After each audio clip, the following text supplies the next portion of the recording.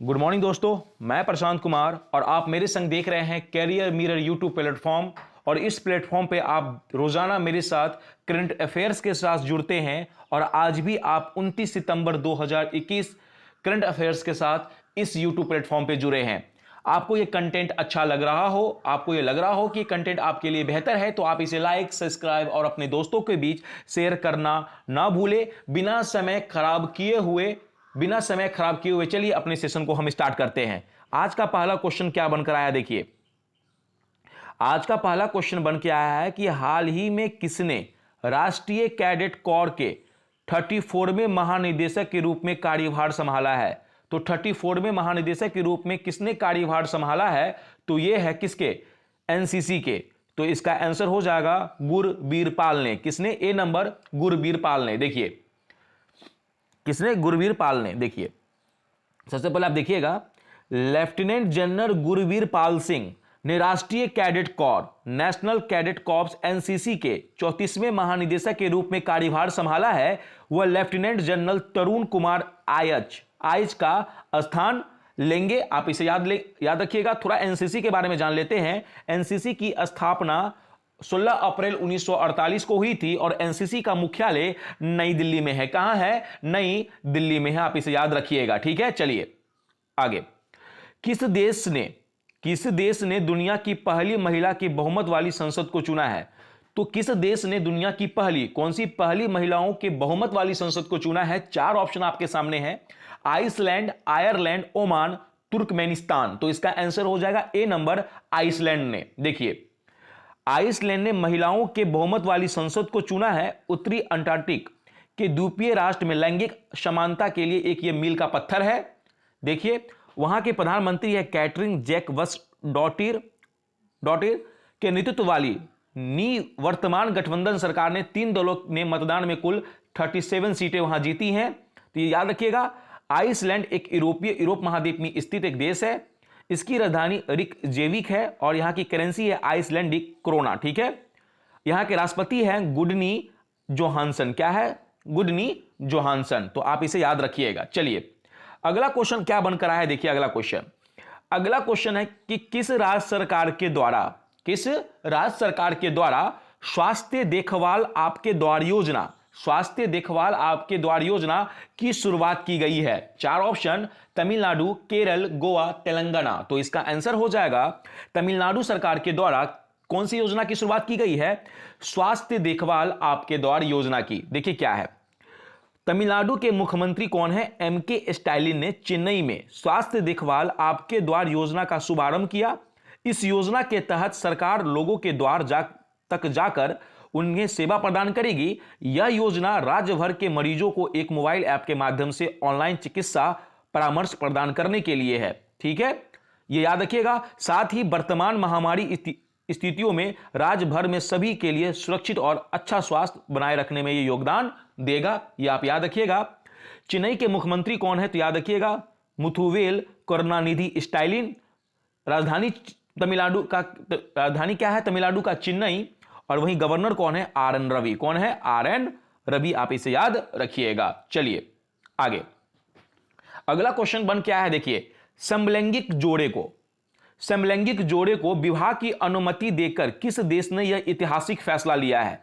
तो समलैंगिक जोड़े को विवाह की अनुमति देकर किस देश ने यह ऐतिहासिक फैसला लिया है। चार ऑप्शन आपके सामने है, ब्रिटेन, स्विट्जरलैंड, आइसलैंड, नेपाल। तो इसका आंसर हो जाएगा स्विट्जरलैंड ने। देखिए क्या है, स्विट्जरलैंड ने समलैंगिक जोड़े के पक्ष में ऐतिहासिक फैसला देते हुए समलैंगिक जोड़े को विवाह की अनुमति दे दी है। याद रखिएगा, इससे पहले यह 2007 में स्विट्जरलैंड द्वारा समलैंगिक लोगों को साथ रहने का अधिकार दे चुकी थी। अब इन्हें शादी करने का भी अधिकार दे दी है, ठीक है। और यह स्विट्जरलैंड के द्वारा समलैंगिक के तहत उठाया गया एक महत्वपूर्ण कदम माना जा रहा है, ठीक है। चलिए स्विट्जरलैंड की राजधानी बर्न है। वहीं इसके राष्ट्रपति कौन है, गाय परमेलिन। कौन है, गाय परमेलिन यहां के राष्ट्रपति हैं। चलिए आगे। अगला क्वेश्चन क्या बनकर आया है, देखिए अगला क्वेश्चन कि देश में पहली अखिल भारतीय हेल्पलाइन नंबर वरिष्ठ नागरिकों के लिए जारी की गई है, वह क्या है। तो 4 ऑप्शन आपके सामने है, लेकिन इसका आंसर जो बनकर आएगा वो ए नंबर बनकर आएगा। वो जो नंबर जारी की गई है 14567, ये टोल फ्री नंबर है जो भारत में वरिष्ठ नागरिकों के लिए जारी की गई है। देखिए क्या है, क्या लिखा है, वरिष्ठ नागरिकों के लिए देश में पहली बार अखिल भारतीय हेल्पलाइन नंबर जिसका नाम है एल्डर लाइन। क्या है, Elder line. Toll free number क्या है 14567, ये जारी की गई है। भारत में 2050 तक वरिष्ठ नागरिक लगभग कितने हो जाएंगे, 20% हो जाएंगे, जो जिनकी आबादी 300 मिलियन से भी ज्यादा होने की संभावना है।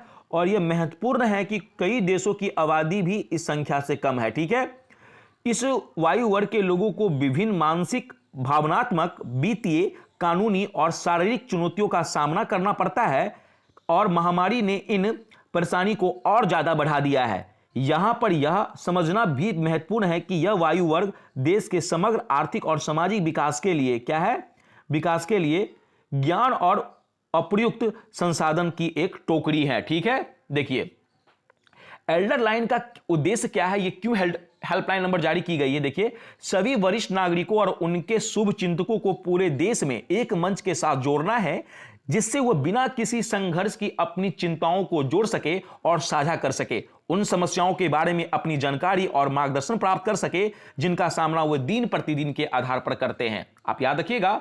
और एक चीज याद रखिए, देश में वरिष्ठ नागरिकों को समर्थन प्रदान करने की बढ़ती जरूरतों पर ध्यान देते हुए भारत सरकार ने देश में पहली Akhil Bharatiya toll free helpline number 14567, जिसे एल्डर लाइन कहा जाता है, के माध्यम से उनके सामने उत्पन्न होने वाली चुनौतियों और समस्याओं को निपटारा करने की दिशा में एक महत्वपूर्ण कदम उठाया है, जो पेंशन मुद्दे, कानूनी मुद्दे पर मुफ्त जानकारी और मार्गदर्शन प्राप्त करता है, भावनात्मक रूप से समर्थन प्रदान करता है और यहां तक कि दुर्व्यवहार के मामलों में हस्तक्षेप करता है और बेघर बुजुर्गों को राहत प्रदान करता है। तो आप याद रखिएगा ये नंबर।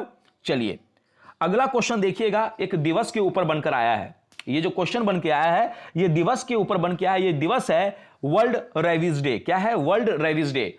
तो विश्व रेबीज दिवस प्रत्येक साल कब मनाया जाता है, तो विश्व रेबीज दिवस प्रत्येक साल कब मनाया जाता है। 4 ऑप्शन आपके सामने हैं, 28 सितंबर, 29 सितंबर, 27 सितंबर, 30 सितंबर। तो विश्व रेबीज दिवस प्रत्येक साल 28 सितंबर को मनाया जाता है। कब, 28 सितंबर को मनाया जाता है। देखिए, विश्व रेबीज दिवस, world rabies day, every year 28 सितंबर को मनाया जाता है। क्यों मनाया जाता है, मनुष्य और जानवरों पर रेबीज के प्रभाव के बारे में जागरूकता बढ़ाने, बीमारी को रोकने और रेबीज को नियंत्रित करने के प्रयास के बारे में जानकारी और सलाह देने के लिए मनाया जाता है। 2021 में विश्व रेबीज दिवस का यह 15वां संस्करण था। कैमा संस्करण था, यह 15वां संस्करण था। आप इसे याद रखिएगा। आइए विश्व रेबीज दिवस 2021 का थीम भी देख लेते हैं। क्या है 2021 WRD का थीम क्या है, देखिए, रेबीज फैक्ट्स नॉट फियर। क्या है, रेबीज फैक्ट्स नॉट फियर, इसका क्या है, थीम है। ठीक है, देखिए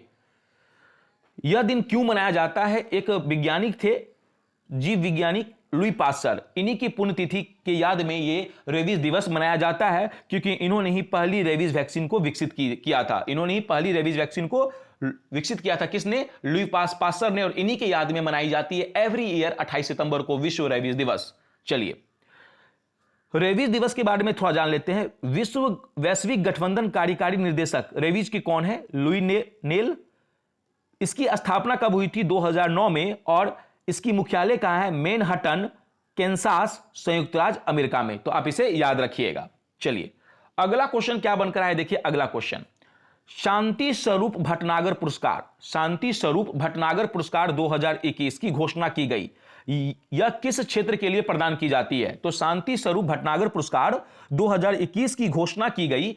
यह किस क्षेत्र के लिए प्रदान की जाती है। 4 ऑप्शन आपके सामने हैं, विज्ञान और प्रौद्योगिकी, सामाजिक व राजनीतिक, कला व संस्कृति, सभी। तो इसका आंसर हो जाएगा विज्ञान व प्रौद्योगिकी के लिए शांति स्वरूप भटनागर पुरस्कार प्रदान की जाती है। देखिए क्या है, यही है भटनागर जी और यही अवार्ड शांति स्वरूप भटनागर पुरस्कार का फोटो आप देख रहे होंगे। देखिए क्या है, सबसे पहले विज्ञान और औद्योगिक अनुसंधान परिषद, council for scientific and industrial research, CSIR के 80वें स्थापना दिवस के दौरान विज्ञान और प्रौद्योगिकी के लिए शांति स्वरूप भटनागर पुरस्कार 2021 की घोषणा की गई।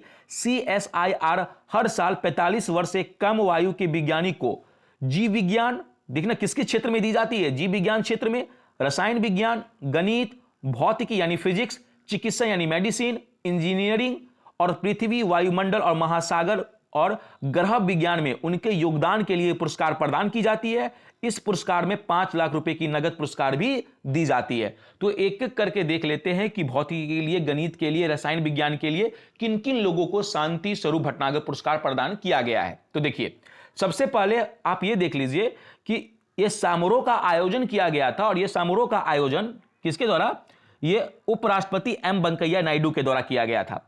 CSIR को उच्चतम क्रम के वैज्ञानिकों का पीछा करते हुए खुद को फिर से खोजने और भविष्यवादी बनाने की सलाह दी है इन्होंने। सबसे पहले देख लेते हैं किस किस श्रेणी में यह पुरस्कार दिया गया है। ठीक है, देखिए सबसे पहले जीव विज्ञान श्रेणी में, जैविक विज्ञान श्रेणी में देख लेते हैं, 2 लोगों को दिया गया है। एक है डॉक्टर अमित सिंह को और एक डॉक्टर अरुण कुमार शुक्ला को। ठीक है, नेक्स्ट रसायन विज्ञान श्रेणी में किनको दिया गया है देख लीजिएगा, एक है कनिष्क विश्वास को और दूसरा किनको दिया गया, देखिए डॉक्टर टी गोविंद राजू को, डॉक्टर टी गोविंद राजू को। तो कनिष्क विश्वास और गोविंद राजू को क्या दिया गया है, रासायनिक विज्ञान श्रेणी में यह पुरस्कार दिया गया है। नेक्स्ट देखिएगा, पृथ्वी, वायुमंडल, महासागर और ग्रह विज्ञान श्रेणी में किनको दिया गया है, तो देखिए किनको दिया गया है, इनका नाम आप देख रहे होंगे, डॉक्टर बिनोय कुमार सेकैया को। किनको, डॉक्टर बिनोय कुमार शोकैया को दिया गया है यह पुरस्कार। किसमें, पृथ्वी, वायुमंडल, महासागर और ग्रह विज्ञान श्रेणी में। देखिए क्या है, इंजीनियरिंग विज्ञान श्रेणी में किनको दिया गया है, तो याद रखिएगा यह दिया गया डॉक्टर देवदीप मोको उपाध्याय को। किनको, डॉक्टर देवदीप मोको उपाध्याय को। ठीक है, देखिए गणित विज्ञान श्रेणी में किनको यह पुरस्कार दिया गया है, तो यह डॉक्टर अनीश घोष को, डॉक्टर अनीश घोष को और डॉक्टर साकेत सौरभ को। ठीक है, आप इसे याद रखिएगा। ठीक है, और देखिए चिकित्सा विज्ञान के अंतर्गत ये किसे दिया गया है, एक है डॉक्टर जमीन, क्या है, डॉक्टर जमीन पन्निया, ये पन्निया ममकल। ठीक है, जमीन, ये जमीमन पन्निया मक्कल, ये ममकल, इनको दिया गया है। ठीक है, और एक और दिया गया है डॉक्टर रोहित श्रीवास्तव को, यह दिया गया चिकित्सा विज्ञान में पुरस्कार। ठीक है, भौतिक विज्ञान में किनको यह पुरस्कार दिया गया फिजिक्स के क्षेत्र में, तो यह दिया गया है डॉक्टर कनकसा को। किसको, डॉक्टर कनकसा को। तो आप इसे याद रखिएगा। चलिए अगला क्वेश्चन। तो ये आप समझ में आ गया होगा कि किन किन क्षेत्रों में यह पुरस्कार दिया गया है, शांति स्वरूप भटनागर पुरस्कार। ठीक है, पहले ये देख लीजिए, doctor council of scientific and industrial research. ठीक है, इसका प्रेसिडेंट कौन है, भारत के प्रधानमंत्री खुद इसके प्रेसिडेंट है। इसके डायरेक्टर कौन है, शेखर सी मंडे, और इसकी स्थापना किसने की थी, तो शांति स्वरूप भटनागर जी ने। इन्हीं के याद में यह पुरस्कार दी जाती है। कब की गई थी, 26 सितंबर 1942 को। कब, 26 सितंबर 1942 को। चलिए अगला क्वेश्चन। अगला क्वेश्चन क्या है कि DRDO ने आकाश प्राइम मिसाइल का नाम क्या है, आकाश प्राइम मिसाइल का पहला सफल परीक्षण किस राज्य से किया है। तो DRDO ने आकाश प्राइम मिसाइल का पहला सफल परीक्षण किस राज्य से किया है, तो ऑप्शन में ए बनकर आएगा उड़ीसा से। कहां से, उड़ीसा से। देखिए क्या है, ये देख रहे होंगे आप, देखिए रक्षा अनुसंधान और विकास संगठन, DRDO का फुल फॉर्म है defence research and development organisation. DRDO ने एकीकृत पर्यवेक्षण रेंज ITR चांदीपुर उड़ीसा से आकाश प्राइम नामक आकाश मिसाइल के एक नए संस्करण की सफल पहली परीक्षण उड़ान भरी है। परीक्षण उड़ान की सफलता विश्व स्तरीय मिसाइल प्रणालियों के डिजाइन और विकास में DRDO को क्षमता को यह क्या करेगा, प्रदर्शित करेगा। ठीक है, DRDO के अध्यक्ष कौन है, डॉक्टर सतीश रेड्डी, और मुख्यालय कहां है, नई दिल्ली में, और इसकी स्थापना हुई थी 1958 में। ठीक है, आप इसे याद रखिएगा। 9 नंबर क्वेश्चन देखिए, अगला नंबर क्वेश्चन। गुजरात विधानसभा की पहली महिला स्पीकर चुनी गई है। गुजरात विधानसभा की पहली महिला स्पीकर चुनी गई है।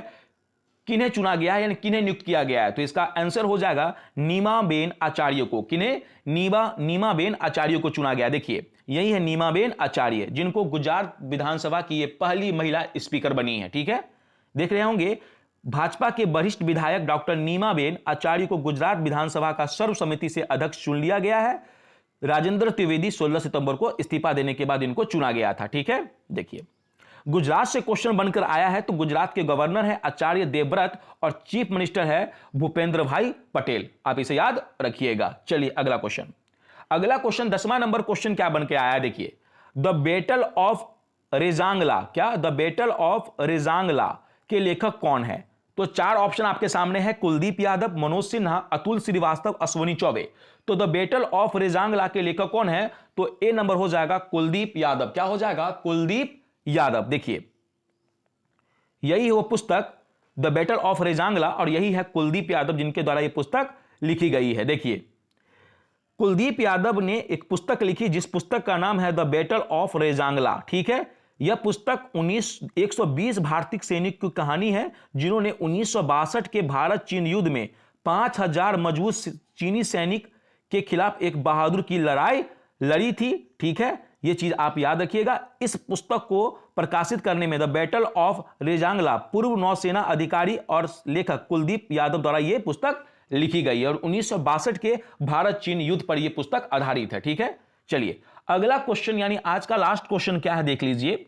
आज का लास्ट क्वेश्चन है कमला भसीन। क्या है? कमला भसीन का निधन हो गया, वह किस रूप से प्रसिद्ध थी? चार ऑप्शन, नारीवादी, कवि व लेखिका, महिला अधिकारी, कार्यकर्ता, समाज सेविका, उपयुक्त सभी। तो इसका आंसर हो जाएगा उपयुक्त सभी। क्या? उपयुक्त सभी। देखिए क्या है, यही है कमला भसीन। क्या है? कमला भसीन। देखिए महिला अधिकार कार्यकर्ता, प्रसिद्ध लेखिका कमला भसीन कैंसर से जूझ रही थी, उनका निधन हो गया।